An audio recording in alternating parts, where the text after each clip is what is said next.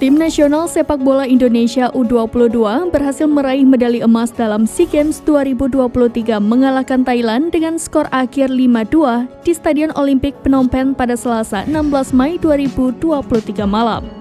Dalam laga tersebut terdapat momen menarik, di mana timnas Indonesia sempat melakukan selebrasi dini karena wasit meniup peluit di detik-detik terakhir babak kedua. Namun nyatanya pertandingan justru terus dilanjutkan dan membuahkan gol penyeimbang bagi Thailand. Padahal saat itu skuad Garuda tengah memimpin 2-1 di Olympic Stadium pada Selasa 16 Mei 2023. Presiden Jokowi mengaku sempat terkecoh ketika wasit meniup peluit jelang selesainya laga final tersebut. Terlebih, pada saat itu pelatih timnas Indonesia Indra Syafri juga memasuki lapangan untuk selebrasi dan sujud syukur.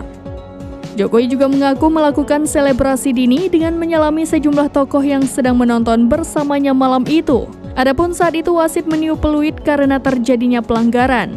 Meski demikian, Jokowi pun memberikan apresiasi kepada para pemain dan timnas Indonesia U22 atas keberhasilannya. Ia menilai hal tersebut merupakan hasil kerja keras dari seluruh pihak yang terlibat. Atas keberhasilan ini, Jokowi pun ikut merayakan kemenangan timnas atas laga semalam. Ia mentraktir jajaran menteri serta bawahannya menikmati durian di Medan, Sumatera Utara.